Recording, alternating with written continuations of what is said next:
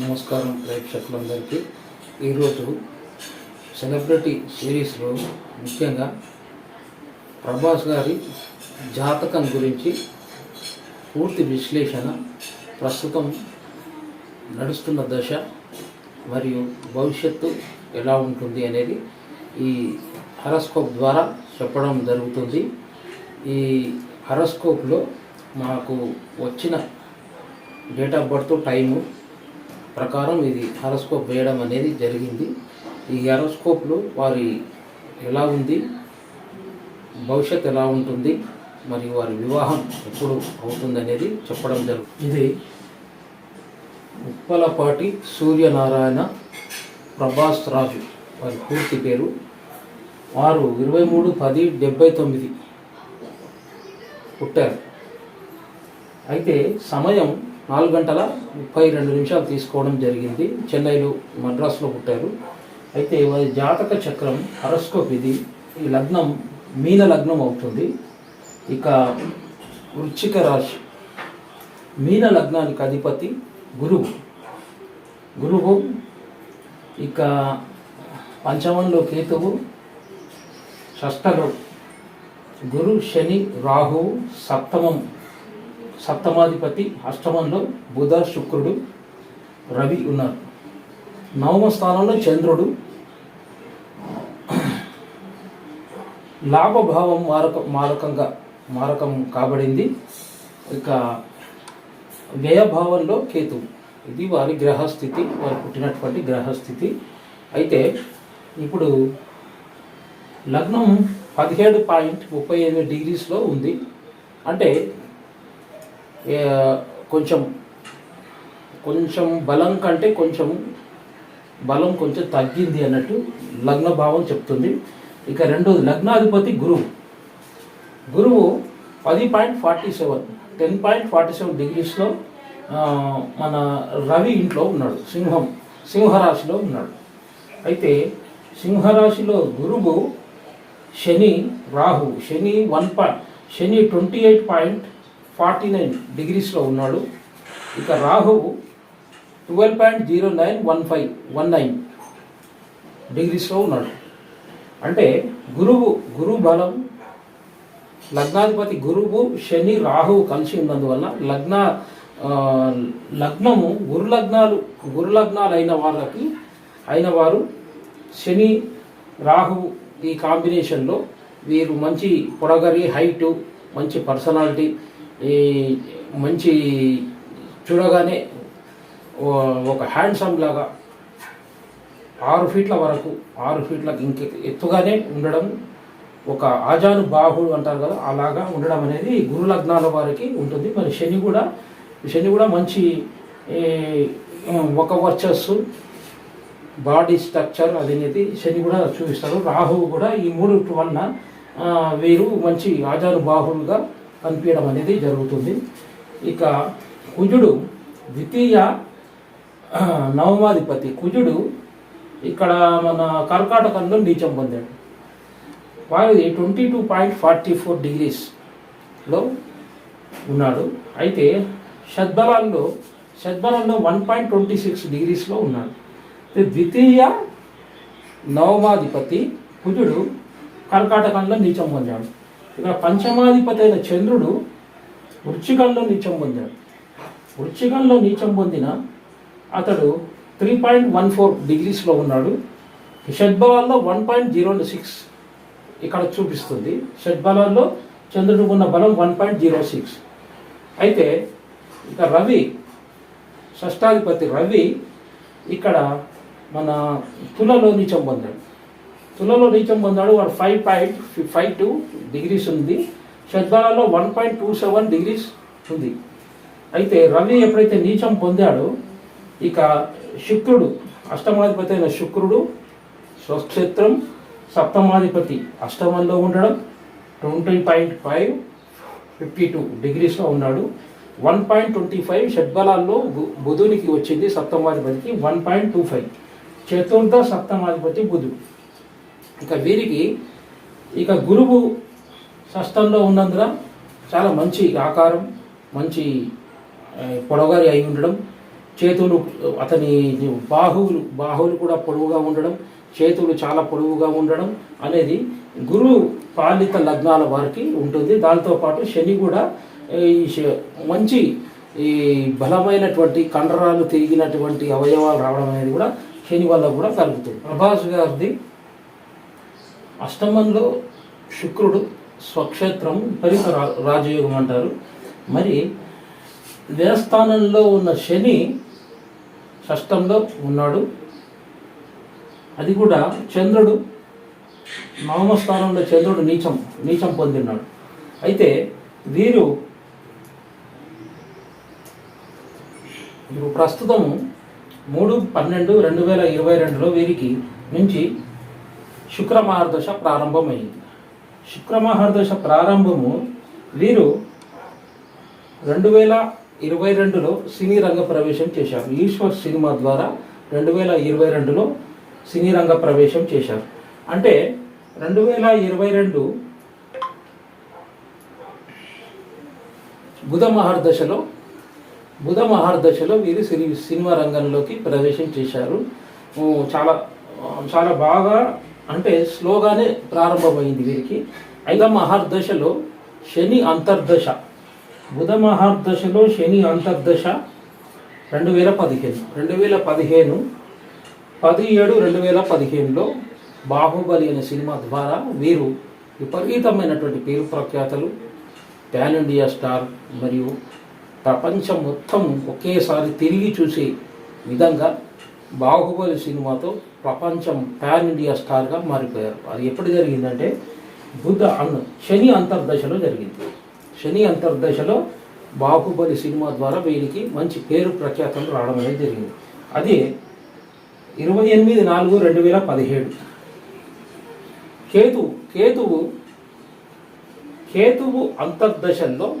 కేతువు అంతర్దశల్లో కూడా బాహుబలి 2 రావడం జరిగింది. అది కూడా దానికంటే ఇంకా ఎక్కువగా మంచి పేరు ప్రఖ్యాతలు. వీరు పాన్ ఇండియా స్టార్, ప్రపంచం నలుమూలల వీరి గురించి తెలిసింది. పెద్ద స్టార్ అయిపోయాడు, చాలా డబ్బులు రావడము, కోటాను కోట్లు సంపాదించడము, అలాంటి ప్రతి ఒక్కరూ ఇతన్ని ఆరాధించడము, పేరు ప్రఖ్యాతలు రావడము విపరీతంగా. దానితో పాటు ఆరోగ్యంపై కూడా కేతువు అంతర్దశలో ప్రారంభమైంది. కేతువు సాధారణంగా వ్యయస్థానంలో ఉన్న కేతువు కాబట్టి కేతువు శతభిష నక్షత్రంలో ఉన్నాడు. శతభిష నక్షత్రం శని నక్షత్రం పైన కేతు ఉండడం జరిగింది. అయితే కేతువు వ్యయస్థానంలో ఉండడం మోక్షాన్ని కూడా కేతువు ఇస్తాడు. వ్యయస్థానంలో కేతు ఉన్నందున అయితే వీరికి కేతువు అంతర్దశల్లో కూడా ఈ బాహుబలి సినిమా షూటింగ్లో దెబ్బలు తాకడం, కాళ్ళకు చేతులకు బోన్స్ అవి ప్రాబ్లం అయ్యి సర్జరీ చేసుకోవడం అనేది కేతు అంతర్దశలోనే ప్రారంభమైంది. అయితే అంతలోనే రవి అంతర్దశ 2017లో అయ్యింది. రవి ఆరోగ్యకారకుడు. రవి ఇక్కడ నీచం పొందాడు కాబట్టి రవి నక్షత్రం చిత్తా నక్షత్రంలో ఉన్నాడు. చిత్తా నక్షత్రం అంటే కుజ నక్షత్రం. ఇక్కడ కుజుడు ద్వితీయ భాగ్యాధిపతి కుజుడు ఇక్కడ బలంగా లేడు, ఇక్కడ నీచం పొందాడు. అయితే మరి నవాంశ చాట్లో చూస్తే కుజుడు ఉచ్చలో ఉన్నాడు. కుజుడు ఉచ్చలో ఉన్నా కూడా అక్కడ కేతువుతో కలిసి ఉన్న కాంబినేషన్ ఇది కలిసి రాలేదు. ఇక్కడ షడ్బలలో 1.26 వచ్చింది. డిగ్రీస్ 22.44 డిగ్రీస్లో కుజుడు ఉన్నాడు. అయితే ఇది రాశి చాటే కాకుండా నవాంశలో కూడా మనం ముఖ్యంగా చూసుకోవాలి. నవాంశలో ఇక్కడ ఉచ్చ పొందింది, ఇక్కడ కూడా మంచి స్థితిలో ఉందా, ఇక్కడ నీచం పొందింది, ఇక్కడ కూడా నీచ స్థితిలో ఉందా అనేది చూసుకోవాలి. అయితే వీరికి ద్వితీయ భాగ్యాధిపతి కాబట్టి కుజుడు నవాంశలో కేతువుతో కలిసి ద్వితీయంలో ఉన్నందున వీరికి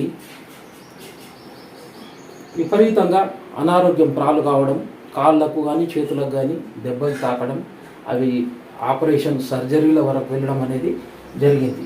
దాంతోపాటు ఇక రవి అంతర్దశ 2017 నుంచి 1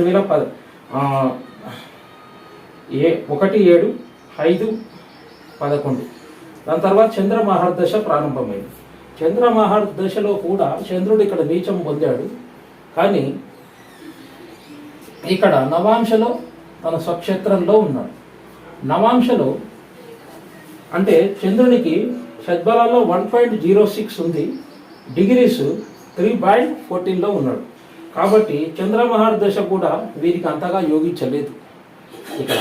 అయితే ఇక కుజ మహర్దశ 2018లో వచ్చింది. 2018 కూడా వీరికి యోగించలేదు. ఇక్కడ కుజుడు ఆశ్లేష నక్షత్రం బుధ నక్షత్రం పైన ఉన్నాడు. చతుర్థ సప్తమాధిపతి అయిన బుధుడి నక్షత్రం పైన కుజుడు ఉన్నందున అది కూడా నీచం పొందాడు. ఇక నవాంశలో కేతువుతో కలిసి ఉన్నాడు కాబట్టి ఇది కూడా వీరికి యోగించలేదు.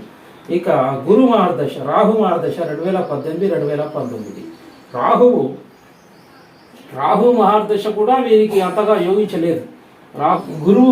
గురువు లగ్నాధిపతి అయిన గురువు శనితో కలిసి ఉన్నందువల్ల వీరు ఎక్కువ కష్టపడడం అనేది, చాలా కష్టపడుతూ ఎక్సర్సైజులు కానీ మరి ఇంకా భోజనం విషయంలో కానీ మరి ఇతర చాలా డైటింగ్ చేస్తూ కష్టపడుతూ శరీరానికి బాగా శ్రమ తీసుకుంటూ వీరు ఒక బాడీని తీసుకురావడం అనేది శని గురువు కాంబినేషన్లో ఉంది. కాబట్టి వారు అలాగే కష్టం అనేది ఎక్కువగా ఉంటుంది. మరియు వీరు సప్తమాధిపతి బుధుడు అయినందువల్ల ఇక్కడ వీరికి సప్తమాధిపతి అయిన బుధుడు రవి, షష్టాధిపతి రవి 6-8 ఆరో షష్టాధిపతి రవి, అష్టమాధిపతి అయిన శుక్రుడితో విశ్వవారాశి అయిన సప్తమాధిపతి బుధుడు కలిసి ఉండడం ఇది వివాహానికి చాలా అంతరాయం కలిగిస్తుంది. వివాహం కావడం అనేది అతి కష్టంగా మారడం అనేది జరుగుతుంది. ఎందుకంటే వీరికి భాగ్యం బాగుంది, మంచి పేరు ప్రఖ్యాతులు బాగున్నాయి. కానీ ఇప్పుడు 12 డిసెంబర్ 2020 నుంచి వీరికి శుక్రమహర్దశ ప్రారంభమైంది. కానీ ఈ శుక్రుడు విశాఖ నక్షత్రం గురు నక్షత్రంపై ఉన్నాడు. కానీ ఇక్కడ శుక్రుడు షడ్బలాల్లో బలం లేదు, 0.88 ఉంది, డిగ్రీస్ 21.26 ఉంది. అయితే షష్ట 6-8 భావాలు 6-8 షష్ట అష్టకంలో సప్తమం బుధుడు కలిసి ఉన్నందువల్ల వివాహం అనేది చాలా వీరికి ఒక వివాహం అనేది చాలా కష్టంగా మారుతుంది. మరియు వివాహం కూడా దుస్వభావం అయిన బుధుడు ఇక్కడ ఉన్నందువల్ల వీరు వివాహం చేసుకోబోయే ముందు కానీ ఎవరికి తెలియకుండానే వివాహాలు జరుగుతాయి. జరిగినా కూడా చాలా వివాదంగానే ఉంటుంది. ఇతని జీవితంలో 2 వివాహాలు అనేది సూచిస్తుంది. సాధారణంగా సప్తమాధిపతి ఎప్పుడైతే బుధుడు అవుతాడో, బుధుడు విశ్వవాభ రాశి, ఈ వివాహం చేసుకోకుండా కలిసి ఉండడం, సహజీవనం చేయడం అనే ప్రక్రియ కూడా వివాహానికి సూచిస్తుంది. కానీ అది అలాగా ఉండడం, వివాహం చేసుకోవడం ఇలాంటివన్నీ జరుగుతుంది. దిస్వభావ రాశి అయిన బుధుడు షష్టం రవి శుక్రునితో కలిసి ఉన్నారు.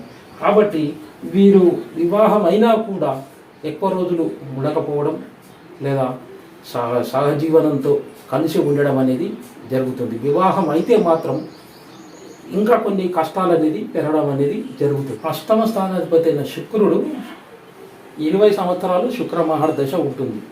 ఈ 20 సంవత్సరాలు శుక్రమహర్దశ వీరికి యోగిస్తుందా లేదా అంటే 3/12/2022లో వీరికి శుక్రమహర్దశ వచ్చింది. అయితే 2022 ఇప్పుడు శుక్రమహర్దశ తర్వాత శుక్రమహర్దశ 2026 వరకు ఉంటుంది. 2026లో వీరికి ఒక సినిమా పోయిన తర్వాత సలార్ అనే సినిమా రావడం, అది హిట్ కావడం అనేది జరిగింది. అయితే శుక్ర మహర్దశలో శుక్ర అంతర్దశ నడుస్తూ ఉంది 2026లో. అయితే ఇప్పుడు వీరు వివాహాన్ని మనము ముఖ్యంగా వివాహం ఎప్పుడవుతుంది, ప్రభాస్ గారిది వివాహం యోగం ఉందా లేదా, అయితే వివాహం ఎప్పుడవుతుంది అనేది నేను ఇప్పుడు చెప్తాను. సప్తమాధిపతి బుధుడు విశ్వవారాశి ఇక్కడ ఉన్నాడు, ఏది అష్టమంలో ఉన్నాడు. అది కూడా ఏంది అష్టమాధిపతి షష్టాధిపతితో కలిసి ఉన్నాడు.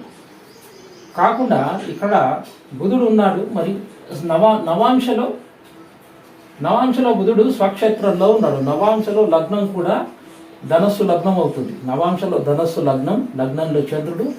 మరి ఇక్కడ కూడా నవాంశం సందేహం చాలామందికి ఉంటుంది. వీరి వివాహం ఎప్పుడవుతుందనే సందేహం చాలామందికి ఉంటుంది. అయితే వీరి సప్తమాధిపతి బుధుడు ఇక్కడ ఉన్నాడు కాబట్టి షష్ఠ అధిపతి రవి బుధుడు ఇక్కడ సప్తమాధిపతి కలిసి ఉన్నాడు. మరి నవాంశను కూడా మీరు ముఖ్యంగా పరిగణనలోకి తీసుకోవాలి. నవాంశ చాలా ముఖ్యమైనది జ్యోతిష్యంలో. నవాంశ 9వ భావానికి, 9వ భావాన్ని జూమ్ అవుట్ చేసినప్పుడే నవాంశ 9వ భావాన్ని ఎక్కువ డెప్త్గా ఉన్నప్పుడు గ్రహాలు ఎక్కడ ఉంటాయని తెలిపేది నవాంశ. ఏదైనా కూడా జాతకంలో నవాంశలో బుధుడు సప్తమంలో ఉన్నాడు. లగ్నం ఇక్కడ ధనస్సు లగ్నం అవుతుంది. అయితే గోచార గురుడు ఇది నేను మీతో మాట్లాడుతున్నప్పుడు ఇప్పుడు గ్రహాలు ఎలా ఉన్నాయి, గోచారం ఇది 2024. ఇప్పుడు గోచార గురువు ద్వితీయంలో ఉన్నాడు. లగ్నం నుంచి ద్వితీయంలో గోచార గురువు ఇక్కడ ఉన్నాడు. మరి ఈ గురువు ఈ బుధుడిని తేల్చుకోవాలంటే ఏప్రిల్లో ఇక్కడ వస్తున్నాడు. ఏప్రిల్లో వృషభంలోకి వస్తున్నాడు. అంటే ఏప్రిల్ 24, ఈ వచ్చే నెల 24 ఏప్రిల్, వచ్చే నెల 24 ఏప్రిల్ 2024 అంటే వచ్చే నెలలో గురువు అక్కడికి వస్తున్నాడు. మరి ఈ బుధుని సప్తమాధిపతికి చేరుకోవాలంటే 24, 25 2025 ఏప్రిల్లో గోచార గురువు ఈ స్థానానికి వచ్చినప్పుడు వివాహం అవుతుంది. మీకు అర్థమైందా? గోచార గురువు ఈ స్థానం రావడానికి 1 సంవత్సరం, దీనికి రావడానికి 2 సంవత్సరాలు. అంటే ఇక్కడికి రావాలి. గోచార గురువు ఇక్కడ వస్తున్నాడు. తర్వాత సప్తమాధిపతి స్థానానికి, నవాంశలో ఉన్న సప్తమాధిపతికి గోచార గురువు వచ్చినప్పుడు వివాహం అవుతుంది. అంటే 2025, 2026లో వివాహం తప్పకుండా అవుతుంది. 2026 ఇంకోటి లగ్నాధిపతి గురువు అష్టమంలో ఉన్నాడు కాబట్టి మరి గోచార గురువు ఇక్కడికి వచ్చినా కూడా 2026, 24, 25, 26 2026లో వివాహం. అంటే వారికి 24, 25, 26 ఈ 3 సంవత్సరాల్లో మీకు మంచి వివాహ సమయం ఉంది. మరియు ఇంకోటి చూడాలంటే ఇక్కడ గోచార శని లగ్నంలోకి వస్తే కూడా వీళ్ళకి కొంచెం సమస్యలు అన్నిటికీ వస్తాయి. కాబట్టి వీరు సంవత్సరంన్నర లోపల వివాహం చేసుకుంటే బాగుంటుంది. లేదంటే 3 సంవత్సరాలు బాగానే ఉంటుంది. 3 సంవత్సరాల్లో వివాహం అవుతుంది. వివాహ సమయం అది తప్పకుండా వివాహ సమయం. ఇంకోటి శుక్రమార్దశలో వివాహం అవుతుంది. కానీ కొంచెం సమస్యాత్మకంగానే అవుతుంది వీరికి. అంటే నవాంశ ఎప్పుడైనా కూడా నవాంశం తీసుకున్నప్పుడు నవాంశలో లగ్నం ఇక్కడ ధనస్సు లగ్నం అవుతుంది. సప్తమాధిపతి ఇక్కడ కూడా బుధుడే అవుతున్నాడు. బుధుడు స్వక్షేత్రంలో ఉన్నాడు. స్వక్షేత్రంలో ఉన్న బుధుడిని గోచార గురువు వెళ్ళినప్పుడు అంటే సంవత్సరానికి ఒక ఇంట్లో నుంచి ఇంకో ఇంటికి మారుతాడు గురువు. ఏప్రిల్లో ఇప్పుడు ఇక్కడున్న గురువు ఇప్పుడు గోచారం నుంచి ఇక్కడ వృషభంలోకి వస్తున్నాడు. 1 సంవత్సరం అంటే 2024లో ఇక్కడ రావడానికి 2025 ఏప్రిల్ వీరికి బ్రహ్మాండంగా ఉంటుంది. 2025 ఏప్రిల్ తర్వాత వివాహ సమయం చాలా బాగుంటుంది. 2026 వరకు బాగుంటుంది.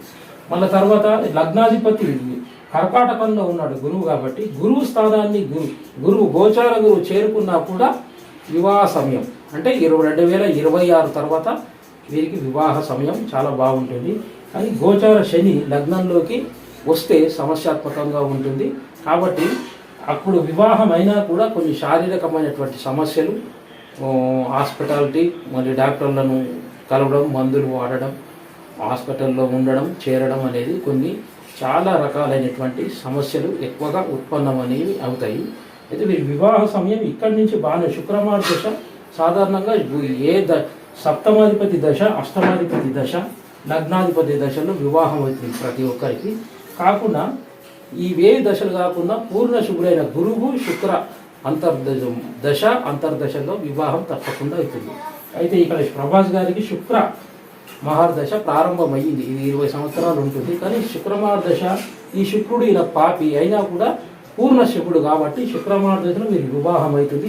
అది కూడా 3 సంవత్సరాల లోపల తప్పకుండా వివాహం అవుతుంది. అంటే 2026 నుంచి 27 వరకు వివాహ సమయం చాలా బాగుంటుందని దీని ద్వారా చెప్పడం జరిగింది.